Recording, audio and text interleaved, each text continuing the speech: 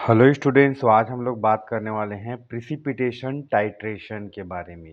Right. तो जैसे कि नाम से ही पता चल रहा है कि इसमें जो टाइट्रेशन होने वाला है, जो भी डिटेक्शन होने वाला है, वह प्रिसिपिटेशन के फलस्वरूप हो जाएगा। ठीक है। तो आइए समझने की कोशिश करते हैं कि ये टाइट्रेशन कैसा होता है, कौन से प्रिंसिपल इसमें रहते हैं, कैसा रिएक्शन होता है और कैसा प्रोसीजर होना चाहिए। तो आज का जो टॉपिक है precipitation titration, it is a type of titration based on the formation of a precipitate when the titrant react with the analyte. ठीक है। तो जब भी टाइट्रेंट हमारा जो ब्यूरेट में होता है, एनालाइट जो हमारा कॉनिकल फ्लास्क में होता है, जिसमें हम कॉन्सेंट्रेशन जानने की कोशिश कर रहे होते हैं, वह प्रिसिपिटेशन या प्रिसिपिटेट के फॉर्मेशन से पता चलता है ना। तो आइए देखते हैं इसमें प्रिंसिपल कौन सा इन्वॉल्व रहता है। It is based on the reaction between the titrant and the analyte to form an insoluble precipitate, है ना। तो जो भी अघुलनशील अवक्षेप या प्रेसिपिटेट फॉर्म होगा, उसके बेस पे हमको पता चलेगा कि कॉन्सेंट्रेशन कितनी है। The in point of titration is determined when no more precipitate forms, typically indicated by visual change। ठीक है।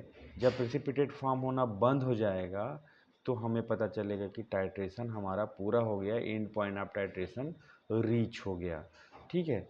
तो इसमें जो रिएक्शन इन्वॉल्व रहता है वह है कुछ इस तरह से। AgNO3 एक्वस में रहेगा, इसको बोलते हैं silver nitrate, plus chloride ion Cl minus, है ना। क्लोराइड आयन ये भी एक्वस है। जब ये दोनों रिएक्ट करेंगे तो बन जाएगा सिल्वर क्लोराइड AgCl, और नाइट्रेट आयन यहाँ पे मिलेगा। ठीक है। फिर इसका जो Ag रहता है, जो सिल्वर है 2Ag in aqueous, it will react with the chromate ion CrO4 2 minus in superscript aqueous. एक क्रोमेट आयन से रिएक्ट करके यह बनाएगा सिल्वर क्रोमेट Ag2CrO4। ये रेड पीपीटी देगा, एंड जो प्रिसिपिटेट होने वाला है वो रेड कलर का होगा, और that will indicate that there is a presence of some what you call ion, right. ठीक है। तो ये चीज़ हमको डिटरमाइन होगा, इस प्रिसिपिटेट से पता चलेगा कि कितनी सिल्वर है उसमें। अब इसको प्रोसीजर जब हम देखेंगे तो किस प्रोसीजर पे ये काम करता है उस पर बात कर लेते हैं। तो बेसिकली 5-6 पॉइंट यहाँ पे आप दे सकते हैं प्रोसीजर में। तो इसका पहला है जो प्रिपरेशन ऑफ रिएजेंट्स। ठीक है। तो प्रिपरेशन ऑफ रिएजेंट्स में यहाँ पे prepare the standard solution of silver nitrate with known concentration, right, known concentration.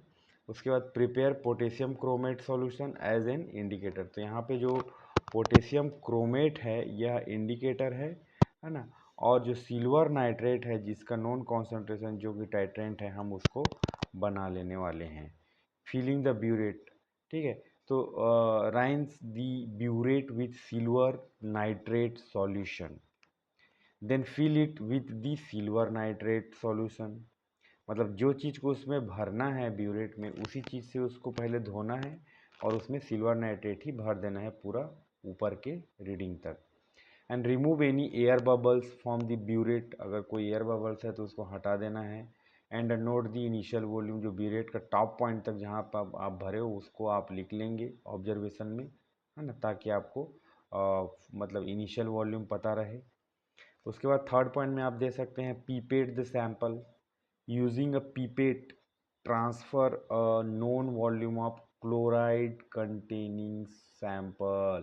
यहाँ पे हम सोडियम क्लोराइड ले सकते हैं, है ना, क्योंकि क्लोराइड कंटेनिंग सैंपल हम लेंगे तभी तो वो सिल्वर क्लोराइड बनेगा, है ना।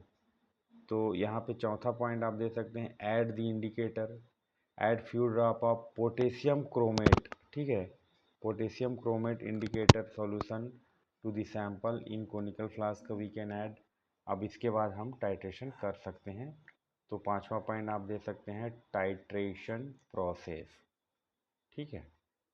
तो इसमें क्या करते हैं टाइट्रेशन प्रोसेस में, place the conical flask under the burette, जैसा कि हम हर टाइट्रेशन में करते हैं। स्लोली ऐड सिल्वर नाइट्रेट, है ना, जो कि ब्यूरेट में आपने भरा हुआ है। Silver nitrate solution from the burette to the sample solution in point detection and calculation. The appearance of red brown color, the appearance of red brown color due to formation of silver chromate, so that will be the indication of what you call precipitation titration that is ended, right? तो यह notes आपको Telegram channel में मिल जाएगा, link मैं description box में दे दूंगा। आप चाहें तो खुद का नोट्स बना सकते हैं या इसी नोट से डायरेक्टली पढ़ सकते हैं। Thank you.